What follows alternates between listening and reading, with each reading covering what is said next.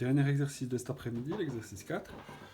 Cette fois, on va partir avec un graphique, joli petit graphique, qui est ici. Et puis, il faut juste que je retrouve ma règle. Ah voilà. Alors, à l'aide du graphique annexé, répondez aux questions suivantes. Représenter sur le graphique annexé la droite des charges variables, ne pas représenter d'autres droites sur le graphique. Ok, bon, je veux bien faire ça. Alors, qu'est-ce qu'on a? On a un nombre de pièces en milliers. Ici, des milliers de francs. On a deux courbes, on a le chiffre d'affaires net et puis le prix de revient commercial ou complet, c'est les coûts totaux. Hein, les coûts totaux. D'accord, alors, si je connais les coûts totaux, on avait vu graphiquement que les coûts totaux démarrent toujours, la droite démarre toujours où il y a les coûts fixes qui commencent. C'est pas demandé de le faire, mais je vais quand même le faire en tout léger. C'est comme si ici, on avait ici nos coûts fixes. C'est pas demandé, hein, mais on les a ici. C'est logique, les coûts totaux partent. Et puis on avait vu aussi, en fait, que les coûts variables sont toujours parallèles aux coûts totaux.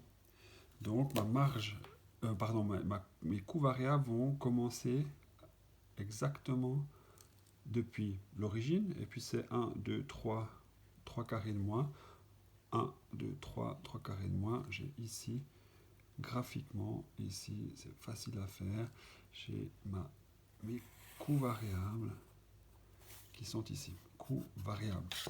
Donc une fois de plus, les coûts fixes, c'est pas demandé, mais vous avez ceci, mais c'est très facile à faire en fait, cette partie-là. Donc voilà. Qu'est-ce qu'on nous demande encore? À part ça, qu'est-ce qu'on connaît? On connaît ici le croisement. Tiens. Croisement du chiffre d'affaires. Et ouais, on peut venir là-dessus à plus tard, mais ça nous montre le point mort. Hein. C'est la quantité au point mort, 60 000 pièces pour 9 millions de chiffre d'affaires. Ça, c'est mon point mort.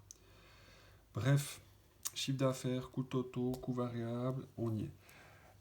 On nous demande de représenter des segments pour 120 000 unités de production, 120 000, clairement un segment qui représente la marge sur coût variable, les charges fixes, et puis le résultat. Alors ici, on va partir avec les 120 000 dans mon graphique, et puis je vais ici dans mon graphique tirer un petit trait là. C'est là qu'on va avoir quelques informations. Alors, on nous demande de représenter pour 120 000 pièces l'état de ma marge sur coût variable. Alors, on vous rappelle que marge sur coût variable, c'est toujours chiffre d'affaires moins coût variable. Hein. Je vais peut-être le noter. Petit rappel, la marge sur coût variable, c'est chiffre d'affaires moins coût variable. Hein. Soit aussi le prix, si on fait unitaire, c'est le prix moins le coût variable moyen. Donc, le premier segment, c'est celui-là. Ça représente ma marge sur coût variable. On demande aussi de représenter mes coûts fixes. Alors, c'était pas demandé, hein, donc celui-là, on oublie. C'est pas là-dessus qu'on va représenter, mais c'est sur ce segment-là qu'on va représenter nos coûts fixes. Et on sait que les coûts totaux, c'est les coûts fixes plus les coûts variables. Donc la différence entre les deux, ça représente mes coûts fixes. Donc c'est ce segment ici qui représente mes coûts fixes. Et puis de représenter un autre segment qui représente le bénéfice ou la perte. Eh bien, il y a plusieurs façons d'y arriver. Hein. Le résultat, c'est le chiffre d'affaires moins les coûts totaux, hein, PRC. Donc chiffre d'affaires moins PRC, ça me donne ce segment ici qui représente mon résultat qui est en l'occurrence, dans cette zone-là, j'ai plus de chiffre d'affaires que de coûts totaux, c'est donc un bénéfice. Voilà, pour ces trois choses. Mais aussi, on sait que la MCV, c'est égal à mon... la MCV, c'est les coûts fixes plus les bénéfices, j'y arrive. Coûts fixes plus bénéfices. Donc bénéfice, c'est MCV moins coûts fixes. On peut aussi dire, hein, ça on avait aussi déjà vu, je le note tout en haut, le résultat c'est MCV, la marge sur coût variable moins mes coûts fixes. Ça c'est aussi une des formules qu'on avait vues.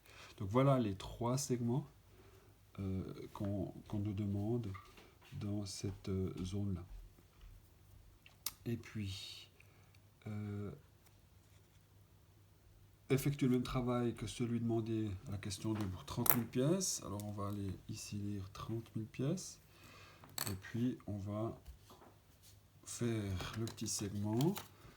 Donc ça sera ce segment, faire ça ici. On est là.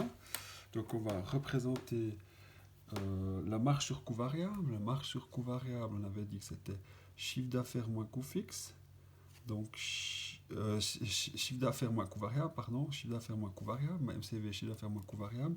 Donc la MCV, c'est le chiffre d'affaires moins le coût variable qui est supérieur. Oh my god. Alors ici, on a une marge sur coût variable qui est, là je réfléchis en direct, chiffre d'affaires moins 1, donc ici on aura une zone de MCV, ici, MCV, marge sur coût variable, la partie de coût fixe, c'est la différence entre mes coûts totaux et les coûts variables, c'est donc cette partie-là, ça c'est mes coûts fixes, et puis cette zone qui reste à définir, c'est coût totaux moins chiffre d'affaires. Donc c'est une zone de perte. C'est mon résultat, pi, mais qui est une zone de perte. Donc désolé, c'est un tout petit peu petit. Mais comme je ferai une photo de ma solution, vous verrez. Hein. Alors, calculer la marge sur coût variable unitaire ainsi que le taux de marge. Donc là, c'est pas très compliqué. Alors la marge sur coût variable unitaire, marge sur coût variable unitaire. Hein. Donc ici, on va le faire ici, hein, comme ça vous avez tout. Marge sur coût variable unitaire, MCVM. Eh bien, vous faites ma marge sur coût variable, on va calculer celle-là. J'ai 18 millions de chiffre d'affaires. Alors, MCVM, c'est... je suis désolé, je pars un peu dans tous les sens, mais MCVM, on va faire ma chiffre d'affaires. On va calculer ma marge sur coût variable ici. Chiffre d'affaires moins CV, chiffre d'affaires moins CV. Donc, chiffre d'affaires, il est à 18 millions. Je ne vais pas noter tout, 18. Moins les coûts variables qui sont ici, sont à 12 millions. Ça me donne donc une marge sur coût variable à 6 millions. 6 millions. Donc ma marge sur coût variable unitaire, ma MCVM, ça sera mes 6 millions de marge sur coût variable, qui est ici, ce segment-là, divisé par le nombre de pièces, c'est-à-dire 120 000. 120 000, et vous trouvez 50 francs de marge sur coût variable moyenne. Taux de marge. Le taux de marge, c'est 50 francs divisé par le prix fois 100. Eh bien, il ne nous reste plus qu'à... Cette fois, je peux effacer le coût fixe, hein, puisque ce n'était pas demandé. Donc, il nous suffit maintenant d'aller rechercher le prix. Le prix, eh bien, le prix, c'est tout simplement un P, c'est mon chiffre d'affaires divisé par la quantité. Donc on prend n'importe quel chiffre d'affaires, on ne va pas s'enquiquiner, on va prendre ici 18 millions de chiffre d'affaires, 18 millions, hein, je lis sur mon graphique, j'ai donc 18 divisé par 120 000, ça me fait 150 francs de prix de vente. Donc je reviens ici, hop, 50 sur 150, allez, je réécris ça. Donc le taux de marge c'est 50 francs de marge, couvert moyen divisé par le prix de vente fois 100.